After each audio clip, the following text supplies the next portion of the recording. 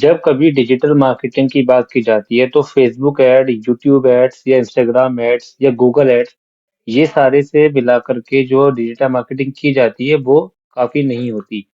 अगर आप एक प्रोफेशनल हैं या एक आप बेसिक लेवल के कंप्यूटर ऑपरेटर भी हैं या अकाउंटेंट है, तो माइक्रोसॉफ्ट ऑफिस के जितने भी टूल्स हैं ये बेसिक नेसेसरी में आते हैं और आपको इनको पता होना जरूरी है। इन सभी का चलाना आपको बहुत जरूरी आना चाहिए। ये चीज क्या है कि आपका टाइम बचाती है, आपके डाटा को मैनिपुलेट करती है, या आपके बहुत सारे काम जिसमें बहुत ज्यादा टाइम लगने वाला होता है उसको शॉर्ट वे में करने की परमिशन आपको यहाँ से मिल जाती है और बहुत सारे टूल्स यूज करने के लिए आपको मिल जाते हैं। तो हेलो दोस्तों, मैं मोहम्मद आकिब स्वागत करता हूँ आपका अपने YouTube channel castle of computer पे। तो आज की इस वीडियो सीरीज को मैं माइक्रोसॉफ्ट ऑफिस एक्सेल की एप्लीकेशन के ऊपर बनाने वाला हूँ। तो ये वीडियो बहुत शानदार होने वाली है क्योंकि इसके अंदर मैं आपको बताऊंगा कि आप एक्सेल का यूज किस किस चीजों में कर सकते हो और किस तरह से माइक्रोसॉफ्ट एक्सेल को आप यूज कर पाओगे और उसका इंटरफेस क्या होता है, उसके बारे में मैं आपको सब डीपली बताने वाला हूँ। अगर आप चैनल पर हमारे नए हैं तो चैनल को सब्सक्राइब कर लीजिएगा, क्योंकि आज से मैं आपको इस वीडियो सीरीज के माध्यम से बताने वाला हूँ पूरी माइक्रोसॉफ्ट एक्सेल की जानकारी डिटेल के साथ। तो अगर आप हमारी वीडियो पर आने से पहले लाइक करके नहीं आए तो आप वीडियो को लाइक कीजिएगा, पर पहले वीडियो को देखिएगा। अगर आपको वीडियो अच्छी लगेगी तो ही लाइक कीजिएगा। ओके, तो चलिए ज्यादा टाइम वेस्ट ना करते हुए बढ़ते हैं अपने एक्सेल वीडियो की तरफ। सबसे पहले हम बात करते हैं कि एक्सेल का यूज किया क्यों जाता है। देखिए, माइक्रोसॉफ्ट ऑफिस वर्ड एप्लीकेशन की वीडियो सीरीज मैं ऑलरेडी बना रहा हूँ, आप लोग उसको देख पा रहे होंगे। हमारे चैनल पर इसकी एक प्लेलिस्ट रेडी है, उसके अंदर अभी मैंने 2-3 वीडियो ही इंस्टॉल की अपलोड की हैं। इसके अलावा मैं आपको ओपन करके स्टार्ट करके बताना चाहता हूँ कि एक्सेल को हम क्यों यूज करते हैं और एक्सेल क्या होता है ना। तो सबसे पहले एक्सेल को ओपन करना सीखते हैं। आपके पास अगर आपके डेस्कटॉप पर एक्सेल का आइकन आता है तो आपको यहाँ पर डबल क्लिक करना पड़ेगा और उसको डबल क्लिक करके आप ओपन कर सकते हैं। अगर आपका एक्सेल डेस्कटॉप आइकन पर नहीं है तो आप अपने स्टार्ट में जाएंगे और सर्च प्रोग्राम में आप एक्सेल को नाम को सर्च करेंगे।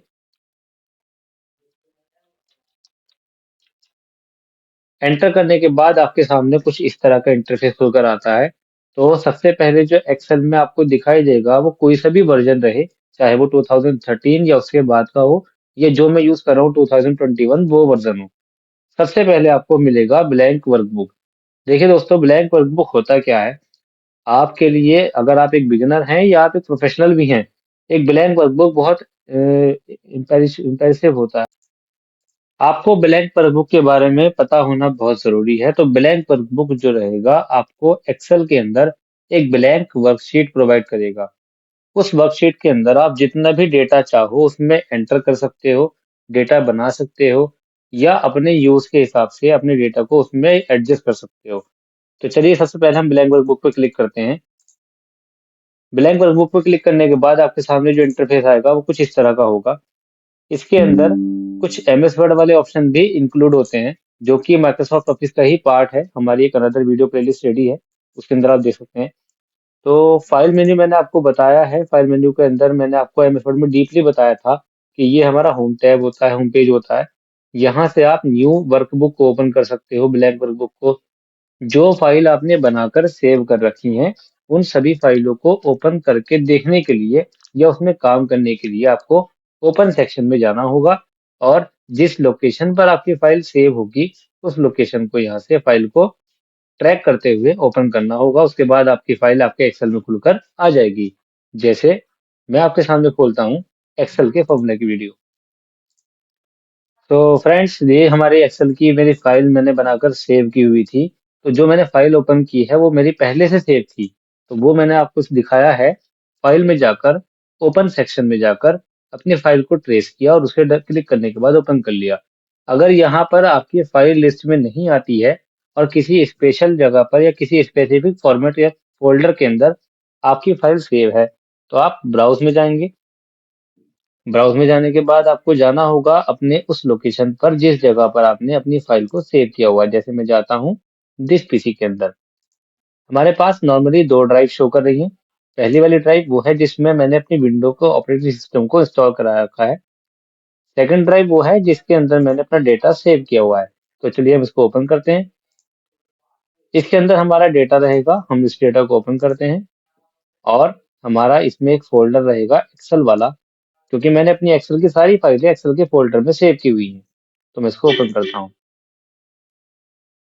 उसके बाद आपके सामने दिखाई दे रहा होगा कि इससे बहुत सारी फाइलें मैंने बना रखी हैं। तो अगर मुझे यहाँ पर कोई सी भी फाइल ओपन करनी होगी, जैसे मैं स्पार्किंग वाली फाइल ओपन करता हूँ, तो ओपन पे क्लिक करूंगा तो मेरे सामने अब आ जाएगी स्पार्किंग की फाइल। तो देखिए यहाँ पर मैंने बहुत सारी फाइल्स उसके अंदर शीट्स दे रखी हैं। इन शीट से रिगार्डिंग मैं अलग अलग शीट पे अलग अलग डेटा के बेस पे काम कर सकता हूँ। तो चलिए मैं आपको आपको बताता हूँ कि शीट्स मैंने कैसे बनाई हैं और इसमें डेटा कैसे बनाया है मैंने, है ना। तो इन फाइलों को मैं फिलहाल क्लोज कर देता हूँ। आपके सामने मैं दोबारा से माइक्रोसॉफ्ट ऑफिस के एक्सेल एप्लीकेशन को बिल्कुल स्टार्टिंग से ओपन करूंगा।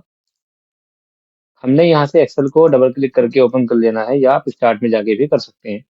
सबसे पहले आपके सामने आएगा ब्लैंक वर्कबुक, आपको ब्लैंक वर्कबुक पर क्लिक करना होगा।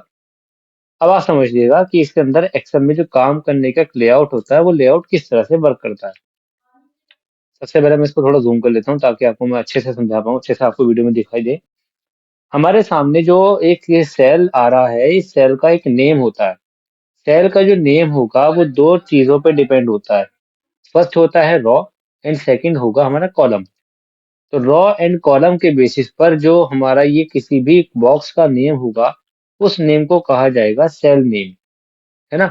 सेल नेम क्या होगा बेसिकली, सपोज दैट कि जैसे आपके सामने मैंने यहाँ पर कुछ डेटा टाइप किया, 150 मैंने यहाँ पर एंटर किया एक वैल्यू और एंटर बटन प्रेस कर दिया।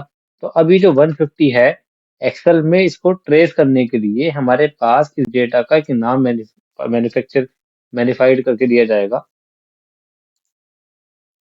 तो इसके अंदर जो उसका नेम डिफाइन किया जाएगा वो इसके कॉलम और रॉ के बेस पे रहेगा। देखिएगा ये जो नाम है हमारे अल्फाबेटिक ऑर्डर में, ए बी सी डी वगैरह करके, तो ये हमारे कॉलम के नेम है। और आपके सामने ये नंबर सीरीज में आपके सामने एक सेल आ रहा होगा, तो ये पूरी रॉज होती हैं। ये मैंने यहाँ पर ए पे क्लिक किया तो देखो एरो बनेगा आपका ये वाला, तो उस पर क्लिक करते ही पूरा ए वाला कॉलम सेलेक्ट हो जाएगा। अब कॉलम मैंने ए सेलेक्ट किया है, पर देखो नंबर 1 2 3 4 भी सेलेक्ट हुआ है। जैसे मैं ई पर क्लिक करता हूँ तो ये ई सेलेक्ट हो गया। अब ई के अंदर क्या रहेगा कि हमारा पूरा एक कॉलम सेलेक्ट हो गया। अब आप चाहे E4 के अंदर नंबर टाइप करें, E5 के अंदर नंबर टाइप करें, या E6 के अंदर नंबर टाइप करें, तो पूरा ई कॉलम सेलेक्ट हो जाएगा यहाँ पर क्लिक करने के बाद। सेम इसी तरीके से अब जैसे मैंने नंबर 3 में लिखा हुआ है, देखो नंबर 3 का मतलब ये होगा, ये जो 150 लिखा है वो 3 नंबर के सामने लिखा है, तो ये जो रॉ का नाम रहेगा वो 3 रहेगा। ऐसे ही 150 के सामने कॉलम का नेम क्या है, वो ई है। और मैंने आपको बताया था अभी इसी वीडियो के अंदर कि आप कॉलम और रॉ को मिलाकर, column plus row is equal to cell name. ठीक है, तो एक्सेल में जो भी कोई डेटा आपको यहाँ पे डिफाइन करना होगा या किसी चीज में वैल्यू में फॉर्मूले में ऐड करना होगा, तो उसके लिए आपको कॉलम और रॉ को मिला करके जो उसका नाम मिलता है, सेल नेम, उसके थ्रू आपको वो फॉर्मूला लगाना होगा। जैसे मैं आपको बताता हूँ, आपके सामने मैंने रखा नंबर कुछ डेटा 20 और 30, मैं इन दोनों को जोड़ना चाहता हूँ। तो एक्सेल में बेसिक अकाउंटिंग का भी काम होता है और एडवांस अकाउंटिंग का भी काम होता है। तो मैं आपको स्टार्टिंग बेसिक से लेके चलूंगा। सबसे पहले आपको इक्वल का सिंबल लगाना होगा। इक्वल लगाने के बाद आपको लगाना होगा सम। उसके बाद ब्रैकेट स्टार्ट करना होगा। ब्रैकेट स्टार्ट करने के बाद आपको 20 का सेल चाहिए। आप यहाँ पर 20 टाइप नहीं करोगे, क्योंकि हमने जो नंबर यहाँ पर टाइप किया है हम उसे ट्रेस करेंगे, इसमें ऐड करेंगे। तो 20 का जो सेल रहेगा, सेल नेम कैसे आएगा, पहले कॉलम प्लस रॉ। मैंने बताया था कॉलम क्या होते हैं, ए बी सी डी वाले जो नेम है उस कॉलम होते हैं, और जो 1 2 3 4 वाले नंबर है वो रॉ होती हैं। तो हमारे पास हमें चाहिए 20 का सेल नेम। सेल नेम 20 का पहले कॉलम देखिए क्या है, 20 का कॉलम होगा सी, तो हमने सी प्रेस किया। उसके बाद 20 का रॉ नेम देखो आप, कॉलम तो हो गया, अब क्या चाहिए रॉ। 20 का रॉ क्या है, 3, तो मैंने 3 टाइप किया। तो देखिएगा C3 जो है हमारा ब्लू कलर में सिलेक्ट हुआ है ना। और ब्लू कलर में ही हमारा 20 वाला सेल सेलेक्ट हो गया। इसका मतलब ये होता है, जो ब्लू कलर में C3 लिख करके आपको दिखाई दिया है, उस C3 का जो सेल है वो ये वाला है। अब आपको अगर इसमें 20 के साथ में 30 को ऐड करना है, तो आप पहले प्लस बटन प्रेस करेंगे। उसके बाद 30 वाला सेल लेंगे। 30 का सेल नेम होगा C4। तो ये एक अलग कलर में आया। अब हम ब्रैकेट क्लोज करेंगे, देन एंटर प्रेस करेंगे, तो आपके सामने 20 प्लस 30 को मिला के ऐड कर देगा, 50 हो जाएगा। तो ये तो एक बेसिक फॉर्मूला है, और भी इसमें बहुत सारे फॉर्मूले आने वाले हैं। मैं आपको फिलहाल छोटे मोटे फॉर्मूले ही समझा देता हूँ स्टार्टिंग में। जैसे हमने इसमें ऐड किया है दो नंबर्स को, हम और भी ज्यादा नंबर को ऐड कर सकते हैं। जैसे मैंने रखा 20, 32 टाइम और 61 टाइम, मुझे इन सबको जोड़ना है। तो आप इक्वल लगाकर यहाँ पर टाइप करेंगे सम, ब्रैकेट स्टार्ट। अब आप ये देखिए कि हमें 20 से लेके 60 तक के नंबर जोड़ने हैं। तो पहले सेल नेम दे जाएगा। सेल नेम का मैंने तरीका आपको मेंशन करके दिया है। कॉलम नेम इसका रहेगा F, और इसका रो नेम रहेगा 5। ठीक है, तो F5 सेलेक्ट हो गया। अच्छा, मैं इसको F5 क्लिक करने के बजाय आप यहाँ पे अगर सेल नेम के साथ में जब लिखोगे ना इक्वल सम ब्रैकेट स्टार्ट, और यहाँ क्लिक कर दोगे, तो भी वो सिलेक्ट हो जाएगा। तो यानी आप या तो मेंशन कर सकते हो अपने कीबोर्ड के थ्रू, या माउस से क्लिक करके भी उसमें मेंशन करा सकोगे फॉर्मूले के अंदर। अब आपने प्लस लगाना होगा। उसके बाद दूसरा सेल आएगा, फिर प्लस, तीसरा सेल आएगा, फिर प्लस, अगेन प्लस। इस तरह से आप सभी को ऐड कर दोगे और ब्रैकेट क्लोज करोगे ऐड में आकर, तो भी जुड़ जाएगा। अच्छा, एक तरीका और होता है कि मुझे बार बार सेल नंबर देना पड़ रहा है। तो क्या है कोई ऐसी शॉर्टकट ट्रिक है? बिल्कुल है। तो मैं आपको बताता हूँ एक बार फिर से।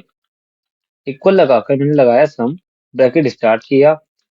मैंने पहले यहाँ पहले सेल पे क्लिक किया। शिफ्ट के साथ में आपको ये वाला सिंबल लगाना होगा जो कि कॉलन होता है, और लास्ट का सेल रहेगा आपका 60 वाला। तो मुझे इस पे क्लिक करना है। तो देखो, पहले सेल को रखा, बीच में हमने ये वाला अनुपात का जो निशान सिंबल होता है उसको लगाना है। उसके बाद लास्ट के सेल पे क्लिक करना है, और ब्रैकेट क्लोज देन एंटर। तो आपको बार बार वहां पे प्लस लगाने की जरूरत नहीं पड़ेगी। आई होप आपको ये सम का फॉर्मूला समझ में आया होगा। चलिए बढ़ते हैं अपने दूसरे फॉर्मूले की तरफ, जो कि रहेगा हमारा सब्ट्रैक्शन का। जैसे मैं चाहता हूँ 180 में से ये वाला 50 नंबर लेस करना है, तो आपको किसी भी सेल में करने की परमिशन है एक्सेल के अंदर। मैं फिलहाल यहाँ पे लगाता हूँ, चलो फॉर्मूला। इक्वल लगाया, ब्रैकेट स्टार्ट करना है आपको। पहले लेनी है वो संख्या, वो नंबर सेल जिसमें से आपको घटाना है, यानी बड़ा नंबर मुझे लेना है 180। माइनस का सिंबल लगाना है, और 50 लेना है, देन ब्रैकेट क्लोज और एंटर। तो ये तो एक फॉर्मूला हो गया। तो आपको इसमें समझ में आ गया होगा कि आप एक्सेल के अंदर बेसिक से लेकर एक एडवांस लेवल की अकाउंटिंग भी कर सकेंगे। तो एक्सेल को यूज करने के लिए फॉर्मूले का भी यूज करना आपको आना चाहिए, और साथ ही साथ आपको इन सभी टैब्स का, इनके ऑप्शंस का, कमांड का यूज करना भी आना चाहिए। ठीक है। तो अब सबसे पहले मैं आपको बताता हूँ, जैसे मैंने अभी इसमें इतना काम किया और मैं इस फाइल को सेव करना चाहता हूँ। तो फाइल में जाना होगा हमें, और सेव पे क्लिक करना होगा। अब ये आपसे मालूम करेगा कि आप जो सेव करने वाले हो फाइल को, वो किस जगह सेव करना है। तो मैं यहाँ से डिफाइन करूंगा, ब्राउज पे जाऊंगा। जहां से मैं डेस्कटॉप पे रखना चाहता हूँ अपने ये वाला डॉक्यूमेंट, या डॉक्यूमेंट के फोल्डर में रखना चाहता हूँ, जिसमें ऑलरेडी ऑलरेडी मेरे फोल्डर बने हुए हैं काफी सारे। चलो मैं फिलहाल इसको डेस्कटॉप पे रखता हूँ। डेस्कटॉप पे रखा मैंने। अब मैं यहाँ पर फाइल का नाम दूंगा। जैसे मैंने इसको नाम दिया डेल कंप्यूटर, मैंने इस फाइल का नाम डेल कंप्यूटर रखा, और यहाँ पर सेव पे क्लिक कर दिया। तो ये मेरी फाइल जो सेव हो जाएगी वो डेल कंप्यूटर के नाम से हो जाएगी, आप सब देख सकते हैं। इतना समझ में आ गया आपको? अब मैं इसको बंद कर दूंगा, और दोबारा से जब फाइल ओपन करूंगा, एक तो एक्सेल का आइकन बना हुआ आएगा मेरा, और एक आएगी मेरी डेल कंप्यूटर की फाइल जो कि एक्सेल के फॉर्मेट में है। पहचान होगी कि इस फाइल पे एक्स बना हुआ होगा। देखिएगा, आ गई वही फाइल मेरे सामने। अब अगर आपने इस पर कुछ काम कर लिया है पहले से, अब मुझे एक और काम करना है, कुछ और इसके अलावा इस पे वर्क करना है, और मुझे इसी फाइल में करना है, पर ये शीट पे नहीं करना। तो आपके सामने शीट लेने का भी ऑप्शन आ जाता है प्लस करके नीचे से। या तो आप शिफ्ट बटन के साथ F11 बटन को प्रेस करोगे, तो एक और शीट आपके सामने खुल जाएगी। हमारी जो पहला डाटा है वो शीट 1 पे है, और जो मैंने शिफ्ट 11 दबा करके शीट ओपन किया है वो शिफ्ट 2 ओपन हुई है। मैं चाहूँ तो इन शीट को मूव भी कर सकता हूँ। एक और शीट खोलते हैं पहले शिफ्ट F11 से। देखिएगा 3 शीट आ गई। तो मैं चाहता हूँ शीट 1 यहाँ से उठ करके इधर आ जाए। तो मैं यहाँ से पकड़ के इसको इधर ले आऊंगा। तो शीट 1 ये रही, शीट 2 में कुछ भी वर्क नहीं हुआ, शीट 3 में भी कुछ वर्क नहीं हुआ। तो इतना क्लियर हुआ आप सभी को? चलिए बढ़ते हैं अगले ऑप्शन की तरफ। थोड़ा सा आपको बताता हूँ कि इसमें कॉपी पेस्ट करने का तरीका क्या होता है। मान के चलिए मुझे ये डेटा कॉपी करना है, ये नंबर मुझे इसमें भी चाहिए और शीट नंबर 2 में भी चाहिए। तो पहले मैं इसको सेलेक्ट करूंगा माउस से, या कीबोर्ड से कर सकते हो आप। उसके बाद आपको जाना पड़ेगा, सेलेक्ट करने के बाद कॉपी वाली कमांड पे। कॉपी कमांड पे जाने के बाद आपको जाना होगा शीट नंबर 2 पे। शीट नंबर 2 पर आने के बाद अपनी शीट को अगर आप जूम करना चाहते हैं, तो जूम करने के लिए आपको प्लस पे क्लिक करना पड़ेगा। जितना आप प्लस पे क्लिक करेंगे उतना आपकी शीट का जो इंटरफेस होगा वो जूम हो जाएगा। अब मैंने पहले उसमें डेटा को कॉपी किया हुआ है, तो उसकी पहचान है ये जो मेरी ग्रीन कलर की लाइन है ना, आपको ड्रॉ चलती हुई दिख रही होगी उसके अंदर। इसका ये मतलब होता है कि आपका जो एक्सेल है वो इस वक्त इस डेटा को कॉपी किए हुए है, क्योंकि आपने इतने डेटा को मैंने आपके सामने भी सेलेक्ट किया था और कॉपी पे क्लिक कर दिया था।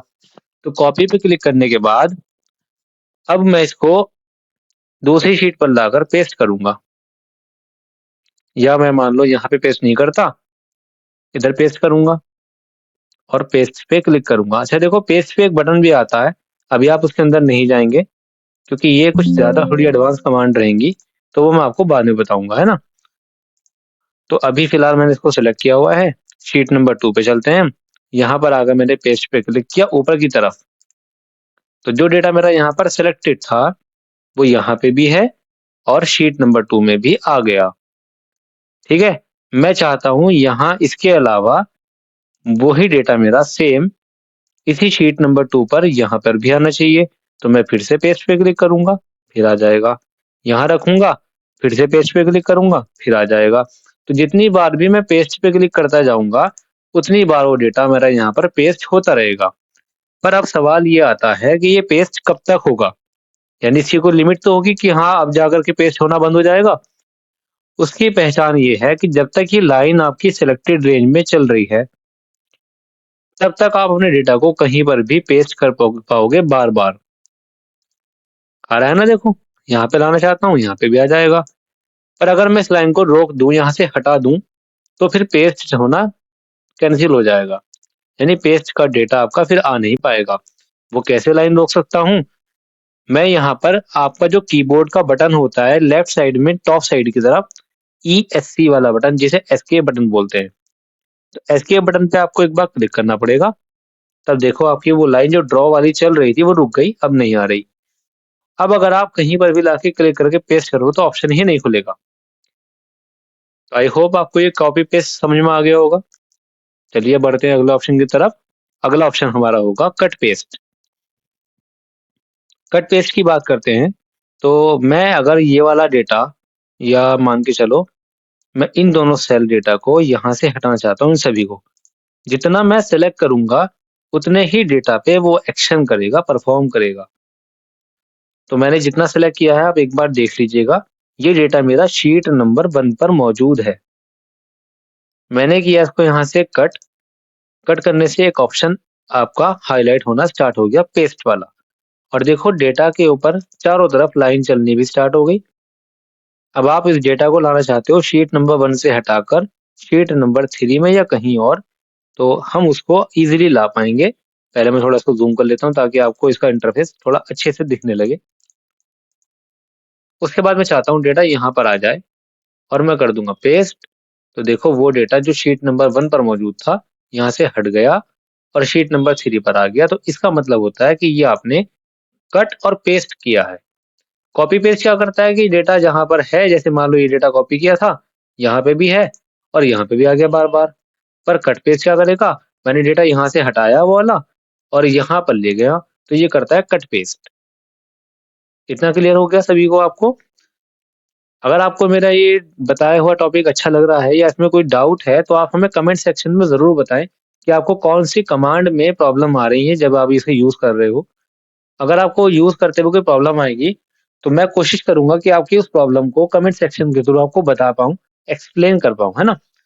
तो पर आपको ये मुझे बताना पड़ेगा, और अगर आपको ये प्रॉब्लम करते हुए दिक्कत, यानी कि डाटा काम करते हुए कोई प्रॉब्लम नहीं भी आई है, तो आप हमें कम से कम कमेंट में ये बताइएगा कि मेरी वीडियो से आपको कुछ हेल्प मिली है या आप ये चीज़ सीख पाए हो।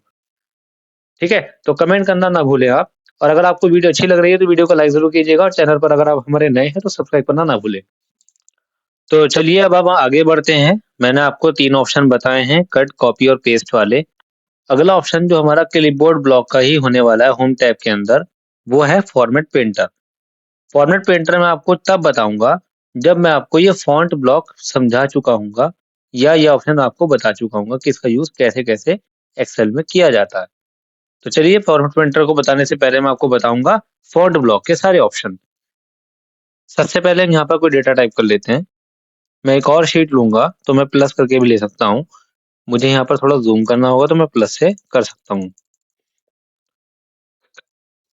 पहले मैं यहाँ कुछ डेटा बना लेता हूँ।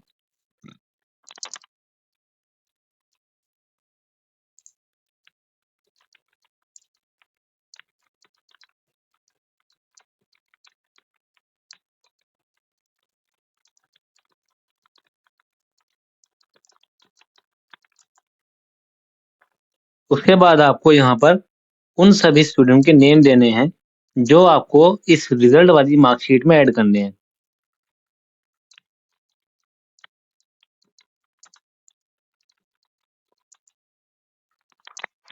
अब देखिए ये जो डेटा है हमारा, मोहम्मद आकिब मैंने यहाँ पे नाम टाइप किया, पर इसको ये सेल थोड़ा छोटा पड़ जाएगा। अगली बार जब मैं यहाँ पे नंबर टाइप करूंगा तो वो मेरा नाम पीछे छुप जाएगा, हाइड हो जाएगा। इसको एडजस्ट करने के लिए ए और बी के बीच में एक सेल रेंज आती है। इस सेल रेंज पर आप डबल क्लिक कर सकते हो तो वो एडजस्ट हो जाएगा, या आप यहाँ से इस बटन को पकड़कर क्लिक करके ड्रैग करेंगे थोड़ा सा राइट साइड में, तो जितना भी चाहो आप उतना ड्रैग कर सकते हो। पर जितना मुझे डेटा में चाहिए, जितना मेरा डेटा विड्थ में है उतना मुझे इस कॉलम चाहिए, तो मैं यहाँ पे डबल क्लिक कर दूंगा। उसके बाद मैं सबसे पहले आपके चलिए थोड़ी वीडियो को पॉज कर देता हूँ ताकि मैं डेटा बना पाऊँ, ताकि आपकी वीडियो लंबी ना हो। देखिए यहाँ पे मैंने कुछ नाम टाइप किए हैं।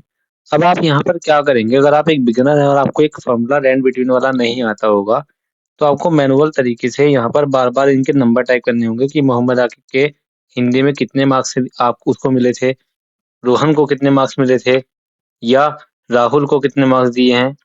तो ये आपको मैनुअल टाइप करना पड़ेगा। अगर आप चाहते हैं इसमें एक शॉर्ट ट्रिक लगाना, क्योंकि मैं आपको यहाँ पर फॉर्मेटिंग समझाने वाला हूँ, तो यहाँ पर एक फॉर्मूला लगा सकते हैं। उसको लगाने का तरीका ये होगा, पहले आप अपने डेटा के एरिया को सेलेक्ट करो। मैं चाहता हूँ इसको थोड़ा हाईलाइट करना, बॉर्डर में लाना। तो सबसे पहले इतने डेटा को सेलेक्ट करोगे आप, उसके बाद आप जाओगे बॉर्डर ऑप्शन में। बॉर्डर में जाकर आप लोगे ऑल बॉर्डर, तो देखो उसके चारों तरफ बॉर्डर लग जाएगा। ठीक है? इतना बॉर्डर लग गया तो वो आपके सामने हाईलाइट हो गया। अब मैं चाहूंगा कि इतने एरिया के अंदर इनके मार्क्स लेकर आना, और वो वन क्लिक में, वन टाइम में आ जाएंगे। तो वो कैसे होंगे उसको भी आप देखिए। इक्वल लगाकर आपको लगाना होगा रैंड बिटवीन लगाने के बाद आपसे फॉर्मूले में मालूम किया जाएगा कि बॉटम नंबर बताइए। मैं चाहूंगा कि किसी भी बच्चे के, किसी भी स्टूडेंट के मार्क्स मिनिमम टू मिनिमम 35 हों। हमने लगाया यहाँ पर कॉमा, तो इस बार जब कॉमा लगाऊंगा तो बॉटम की जगह पे सिलेक्ट होगा टॉप।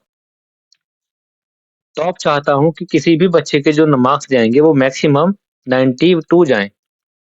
तो हमने लगाया formula equal rand between, bracket start, bottom number comma top number, then bracket close, और एंटर प्रेस नहीं करना आपको। एंटर प्रेस करने से एक में ही आएगा।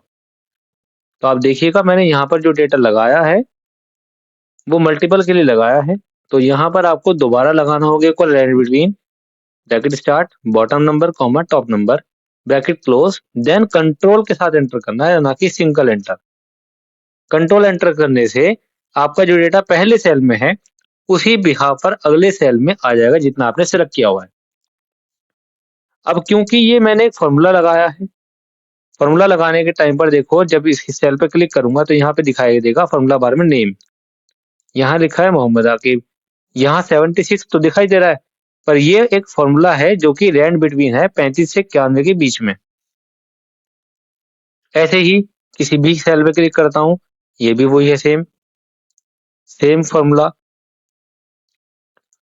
तो अब मैं आपको ये क्यों दिखा रहा हूँ, इसको दिखाने का रीजन होगा कि अगर साइड वाले कॉलम में या कहीं पर भी शीट में कुछ भी नेम टाइप करोगे या उसको मिटाओगे और एंटर करोगे तो देखो ये 76, 62, 88 बदल जाएगा,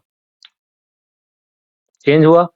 इसका मतलब ये होगा कि आप कुछ भी डेटा टाइप करोगे और उसको डिलीट करोगे तो वो चेंज होता रहेगा, क्योंकि ये मैंने एक रैंडम एक डेटा लिया है जो कि रैंड बिटवीन फॉर्मूले से लिया है। इस डेटा को सेलेक्ट करना होगा, सेलेक्ट करने के बाद आपको इसे स्टॉप करना होगा, फ्रीज करना होगा। फ्रीज करने का एक तरीका रहेगा, आप अपने डेटा नंबर को सेलेक्ट करो, एक बार कॉपी पे क्लिक करो, उसके बाद पेस्ट ऑप्शन एक्टिव होगा, तो इस बार पेस्ट नहीं करना आपको, पेस्ट के बटन पे क्लिक करना होगा जो कि एक एडवांस लेवल पे चलता है, यूज होता है। पेस्ट के बटन पे जाने के बाद आपको जाना होगा वैल्यू ऑप्शन में, यानी पेस्ट वैल्यू में। पेस्ट वैल्यू के अंदर आपको लेना होगा वैल्यू ऑप्शन जो कि ये रहा। तो देखो अब ये जो डेटा है आपका नंबर में कन्वर्ट हो गया, यहाँ पर पहले क्या लिखा हुआ रहा था, रेंड बिटवीन, अब आएगा 70, यहाँ आएगा 86, यहाँ 73, सेम फॉर्मूला बार में आपको शो करेगा। अब बात करते हैं कि ये लाइन कैसे हटाई जाए, तो मैंने आपको बताया था कि कीबोर्ड का जो लेफ्ट टॉप साइड में बटन आता है एस्केप बटन, उससे हम उसे हटा सकते हैं। इतना समझ में आ गया आपको। बढ़ते हैं अगले ऑप्शन की तरफ। अगर मान के चलो इसको आपको एक शॉर्टकट ट्रिक से कीबोर्ड से ही लाना हो तो इक्वल लगाकर आप वही लगाएंगे, रैंड बिटवीन, मैंने रखा 34 मिनिमम और 94 मैक्सिमम, कंट्रोल एंटर किया, पर ये चेंज तो होता रहेगा। देखो मैंने यहाँ पर रखा, कुछ भी टाइप किया, एंटर किया तब भी वो डिलीट चेंज हो गया, डिलीट किया तब भी चेंज हो गया। तो अगर मैं यहाँ से कॉपी पेस्ट ना करना चाहूँ तो पहले अपने डेटा रेंज को सेलेक्ट करूंगा, अपने क्राइटेरिया को सेलेक्ट करने के बाद कंट्रोल प्लस सी बटन दबाऊंगा, एक बार कॉपी होना हो जाएगा इसका। तो लाइन देखो ड्रॉ हो गई ग्रीन वाली। अब क्या करूंगा, control plus alt plus V button दबाऊंगा तो उससे पेस्ट स्पेशल खुलेगा। मैं आपको ये शॉर्टकट ट्रिक जो हमारे सामने मैं आपको यूज करके दिखा रहा हूँ, यहाँ मेंशन कर देता हूँ कि आपको कंट्रोल बटन दबाना है, साथ में सी बटन प्रेस करना है, कंट्रोल प्लस सी कॉपी करने के लिए, फॉर कॉपी, है ना। और यहाँ पर आएगा आपका control plus shift plus V, control plus shift plus V, उसका जो काम होगा वो करेगा आपके डेटा को पेस्ट स्पेशल में, उसका एक बॉक्स ओपन करेगा, for paste special.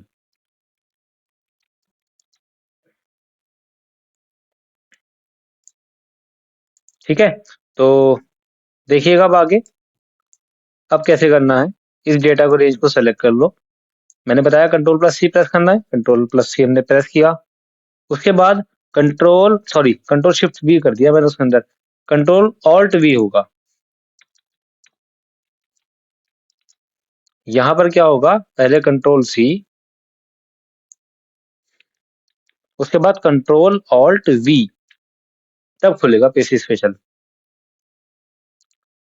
Paste special आ गया, मुझे यहाँ से देना होगा वैल्यू ऑप्शन और ओके कर देना है, तो वो जो फॉर्मूला यहाँ पर दिखाई दे रहा है आपको वो नंबर में कन्वर्ट हो जाएगा, उसको वैल्यू बना देगा। अब इसको हटाने के लिए आपको एस्केप बटन दबाना है, तो इस तरह से आप कट कॉपी पेस्ट कर पाओगे। बात कर लेते हैं फॉर्मेटिंग की। फॉर्मेटिंग करने के लिए मैंने ये डेटा सेलेक्ट किया, इसके अंदर कलर डालना होगा तो यहाँ जाऊंगा, शेप फिल कलर कर दूंगा, इसमें कलर फिल करना होगा इस सेल के अंदर तो फिर यहाँ से शेप फिल होगा। तो ये होती है फॉर्मेटिंग। मैंने इसकी फॉन्ट स्टाइल बदलना है, फॉन्ट स्टाइल चेंज कर दूंगा, यहाँ से इसका फॉन्ट स्टाइल चेंज करना होगा, सेलेक्ट करूंगा, उसका फॉन्ट स्टाइल चेंज कर दूंगा। अब देखो मैं चाहता हूं कि ये जो फॉर्मेटिंग है ये फॉर्मेटिंग सेम मुझे इस पे चाहिए, ये जो नेम वाली फॉर्मेटिंग है वो मुझे हेडिंग पे भी चाहिए, जो मेरी सब्जेक्ट की हेडिंग है। तो मैं पहले रखूंगा इन किसी भी सब्जेक्ट सॉरी नेम वाले डिजाइन पर, किसी भी सेल पर। एक बार किया फॉर्मेट प्रिंटर पे क्लिक और दोबारा मैं इन सबको कर लूंगा सेलेक्ट। तो देखो सेम फॉर्मेट आ गया। फिर से बता देता हूँ एक बार कि आपको क्या करना होगा। किसी भी फॉर्मेट पे क्लिक करना है, फॉर्मेट प्रिंटर पे जाना है और जिस जगह पर आपको ये फॉर्मेट अप्लाई करना है उनको सेलेक्ट कर लो। जैसे मैंने ये किया, इन पे आ जाएगा। आ गया ना? मैं चाहूंगा कि ये वाला फॉर्मेट सेम इन पे भी आ जाना चाहिए। तो जो फॉर्मेट आपको लाना है उस पर क्लिक करो पहले, फिर जाओ फॉर्मेट प्रिंटर पे क्लिक कर दो। उसके बाद ये लाइन ड्रॉ हो जाएगी। जितना डेटा रेंज आप सेलेक्ट करोगे उतने पे अप्लाई हो जाएगा। तो आई होप को आपको ये समझ में आया होगा। तो मैंने आज की वीडियो में आपको कवर किया है कि एक्सेल क्यों यूज किया जाता है, कैसे यूज होता है, एक्सेल को यूज करने का तरीका क्या है ना? और शीट ओपन करने का तरीका क्या होगा, डेटा मिटाने का तरीका, कॉपी पेस्ट करने का तरीका मैंने आपको बता दिया, शॉर्टकट से भी और ऑप्शन से भी। साथ ही साथ फॉन्ट चेंज करना, बॉर्डर लगाना, फॉन्ट के सॉरी सेल के अंदर कलर फिल करना और फॉर्मेट प्रिंटर का यूज। तो इस वीडियो में इतना ही। मिलते हैं आपको एक्सेल की अगली वीडियो में। तब तक के लिए आप स्टे ट्यून कीजिएगा। और अगर आपको वीडियो अच्छी लगी तो वीडियो को लाइक कीजिएगा, चैनल को सब्सक्राइब कर दीजिएगा ताकि हमारा जो अगली वीडियो होगी वो आपको नोटिफिकेशन के साथ आपको मिल जाए।